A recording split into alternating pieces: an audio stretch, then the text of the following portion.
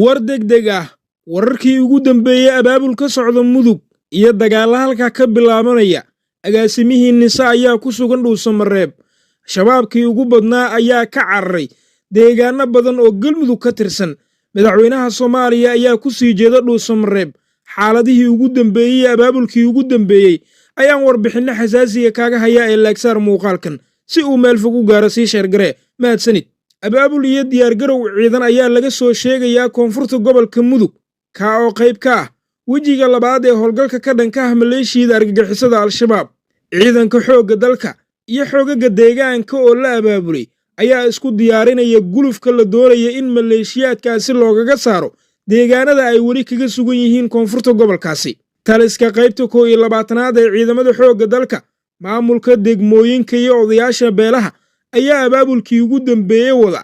ciidanka iyo dadka deegaanka ayaa si aanan caadi ahayn loo abaabulaya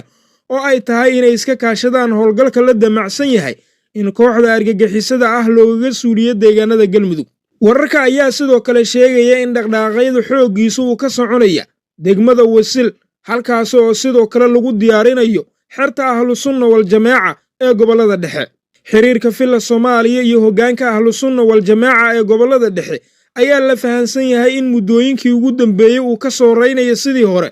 iyada oo dowladda federaalku ay urur diimeedkaasi weydiisatay inay qayb ka noqdaan howlgalka soconaya sabtidii ayaa duleydka magaalada Guraceel lagu soo bandhigay xogag deegaanka ah oo la abaabulay isla markaana ay qayb ka yihiin xerta ahlusunna wal jamaaca xertan ayaa u badan hoggaankii ahlusunna ee kala yirdhoobay sanado badan ka hor kadib markii dowladdii madaxweyne Maxamed Cabdullaahi Farmaajo iyo dowlad goboleedkii xilliga ee galmudug hoggaankii maamulka ahlusunna wal jamaaca ee sanadkii 2019 kala wareegeen magaalooyinka Matabaan Guraceel Dhuusamareeb Caabudwaaq Xeraale iyo deegaano kale oo badan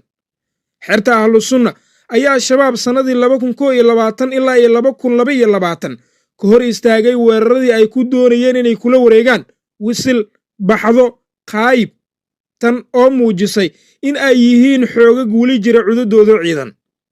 ciidamada haatan lagu diyaarinayo wisil ayaa la filayaa inay xoreeyaan deegaano ay ka mid yihiin Caad Camaara Dabagalo Dumaaye Bacaadweyn iyo Shabeellow sidoo kale xerta ahlusunna wal jamaaca ee muddooyinkii ugu dambeeyey kutubaraacda ku ahayd degmada baxdo ee gobolka Galgaduud ayaa qayb ka noqonaya qorshaha socda ee lagu wado in mintadiinta shabaab loogaga saaro deegaanada hoostaga degmooyinkaasi xertan oo qaabeeleed u abaabulan ayaa la sheegay in sidoo kale ay la howlgeli doonaan ciidamada xoogga dalka iyo kuwa deegaanka ee loogu talagalay inay qabtaan magaalooyinka Ceelbuur iyo Garhareeri madaxweynaha galmudug Axmed Cabdi Kaariye oo ka hadlay shirka arrimaha amniga loogaga hadlayay Khamiistii shalayna ka furmay Dhuusamareeb ayaa sheegay in dadka reer galmudug ay hadda diyaar u yihiin inay dhulkooda ka sifeeyaan haraadiga argagixisada Axmed Cabdi Kaariye madaxweynaha galmudug ayaa xusay in reer galmudug ay furu u noqon doonaan gulufka kooxda argagixisada ah loogaga ciribtirayo guud ahaan dalka dowladda federaalka Soomaaliya ayaa wareegii hore ee wejigii koowaad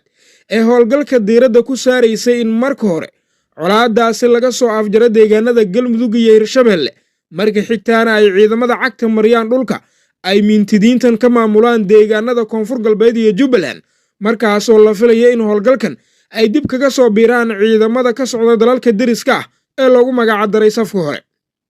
madaxweynaha Soomaaliya Xasan Sheekh Maxamuud ayaa la filayaa in maalmaha iyo toddobaadyada soo aadan uu safar ku gaaro magaalada Dhuusamareeb halkaas oo la rumaysan yahay inuu saldhig weyn ka sameysanayo halkaas oo uu ka maamulayo dagaalka wejigiisa labaad ee al-shabaab loogaga soo saarayo deegaanada buraleyda ee galmudug sidoo kale waxaa Dhuusamareeb ku sugan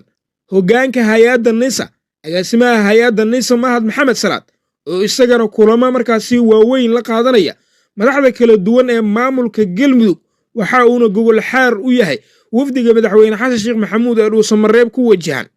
ciidamadii dowladda intii ugu badnaa iyo kuwii ugu xooganaaba waxaa la geeyay galmudug si halkaasi ay al-shabaab uga soo ciirsadaan waxaana la soo sheegayaa in deegaano badan oo galmudug ka tirsan in al-shabaab ay goor horeba baneeyeen halkaas oo ay markaasi ka warhayaan in ay dowladda federaalka Soomaaliya duulaankii ugu weynaa ku soo tahay madaxda kala duwan ee kooxda al-shabaab ayaa iyaguna ka guuray deegaanadii ay ka deganaayeen maamulka galmudug oo la soo warinayo in ay markaasi soo galeen dhulka kaymaha ah ee webiga hareerihiisa ah. dowladda weli qorshe cad uma dejin ka xuraynta al-shabaab deegaanada iyo tuulooyinka webiga hareerihiisa ku yaalla ee markaasi ku teedsan maamulada koonfur galbeed iyo jubbaland, mana bilaabanin dhaqdhaqaaqa wejiga koowaad iyo wejiga labaadba. maamulada koonfur galbeed iyo jubbaland waa kuwa ka caagan in ay markaasi la diriraan al-shabaab, oo mararka qaarba waxaa dhacda in deegaano badan al-shabaab ay cunaqabateenno ku soo rogeen.